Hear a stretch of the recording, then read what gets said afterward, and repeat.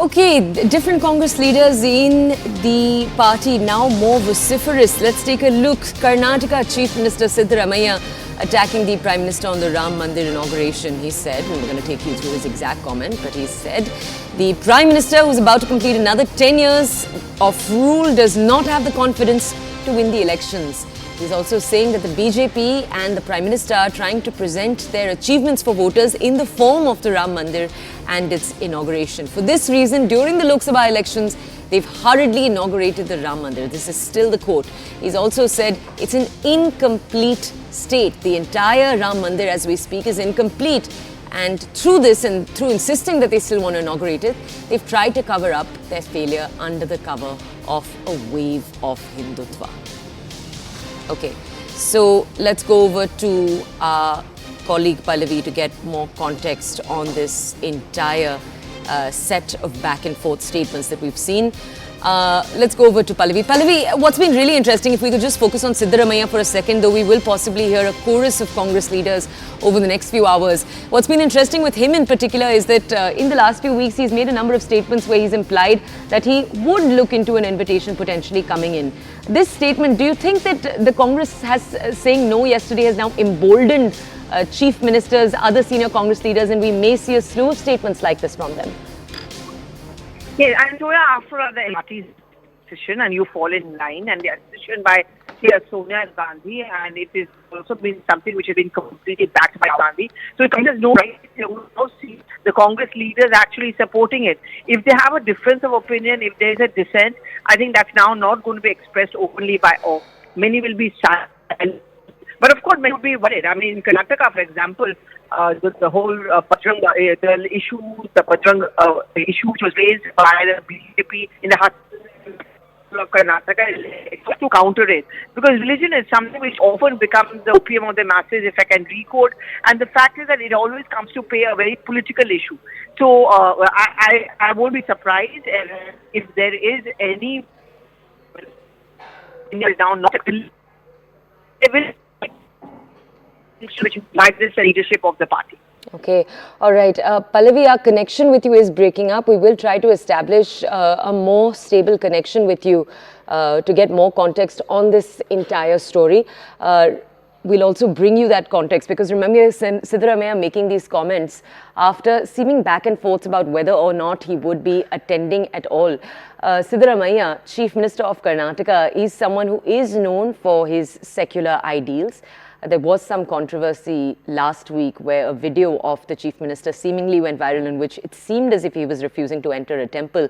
But it was important to point out there that then the Karnataka Congress came forward with a clarification pointing out the list of temples that the Chief Minister had visited in the recent past. Now let's go back to our colleague Pallavi to understand more. Pallavi, sorry, we weren't able to hear you clearly when you were giving us your last answer. Do go ahead. Yeah, so essentially what I was telling you to is that giving many leaders in the Congress party may have, I don't think they're going to come out openly about it. It is something which is going to be now kind of to their chest. But yes, the central has taken a decision. I think that you're going to see more and more backing of it. After all, it's about putting all which has been, of course, been backed completely by the Gandhis as well as by the party president. Pallavi, thank you for bringing us that context. Again, we'll try to re-establish a more secure connection with Pallavi. Parts of her answer getting lost there. But Pallavi making the point that after the Congress has now made it clear yesterday in their statement that they will not be attending, we may see a wave of Congress leaders making statements like this, falling in line with the party. Let's walk you through different reactions to the story that continue to come in. Take a look. ये तो बड़ा सौभाग्य का योग है कि ऐसे भव्य प्रसंग पर वहां प्रत्यक्ष उपस्थिति का अवसर मिला है। तो सारे देश में भी हम देखते हैं कि इस प्रसंग सब लोग तो आ नहीं पाएंगे, कुछ को निमंत्रण मिला है वो आएंगे, परंतु गांव-गांव में घर-घर में इसका उत्साह है। एक विश्वास सबके मन में स्थापित हुआ है, उसके कारण संपूर्ण देश का वातावरण मंगलमय बना है। ये तो मांग के भी न मिलने वाला अवसर है, वो मिला है तो जरूर उसमें रहूंगा।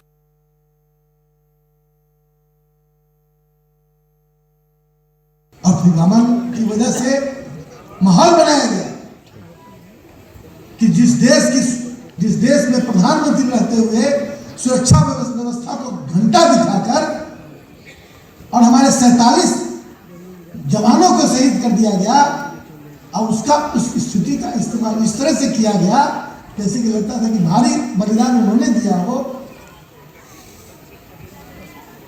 और फर्जी सर्जिकल स्ट्राइक क्या क्या कर करके इस देश की जनता को गुमराह किया गया। इलेक्शन वो जीत गए। भगवान उसके पहले नहीं थे, हमारे दिल में भगवान है और आप हमें नास्तिक सिद्ध करने पर तुले हुए। फिर हम कह रहे हैं कि पहले अपनी सत्ता स्थापित कीजिए, तब हम मीडिया को स्वतंत्रता देंगे, तब लोगों की बीच बातें देंगे। Let's go over to our colleague Pallavi for more context. Pallavi, yesterday's statement from the Congress, does it at all put into an awkward position certain leaders from the Congress who said very specifically that they would be at the inauguration? So Sukhvinder Singh Sukkhu from Himachal Pradesh, he'd said, you know, come whatever may, we will be there. A chief minister like that being so vocal about it just a few days after invites had gone out, despite the Congress not making a statement, does this potentially put leaders like him in an awkward position? Yeah, I think because see, in Himachal Pradesh, 94% of the population is Hindu. And, you know, a narrative which is going to be built up just ahead of the Lok Sabha elections of the Congress being an anti-Hindu party. And the BJP is certainly going to keep on making that issue offensively. And that thing is, which is what we were talking about. There is sense of discomfort, but not very, very open about it. And therefore, after at the end of the day, they have to fall in line with the party. But some are vocal, like Arjun Motwadia, Acharya,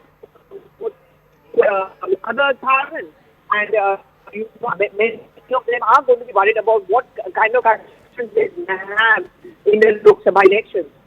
Can you, Pallavi, take us behind the scenes too? We know, we asked you this a little while earlier too. We weren't able to hear the answer properly. But what are the Congress's sentiments here? It's clear how this could backfire in Hindi heartland states. What is their plan to counter that?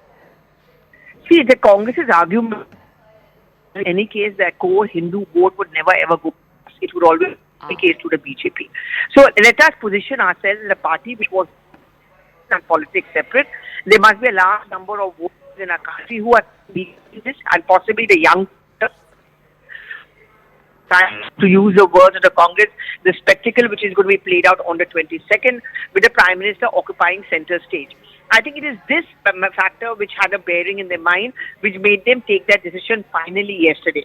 As far as UP, Madhya Pradesh, Bihar and Himachal Pradesh, these states are concerned, it's a mixed bag. Yes, it could have an impact on the Congress's chances, but the fact remains is that I think the maximum political advantage will obviously be derived by the BJP. Okay, Pallavi, if I could ask you to stay with us, we'll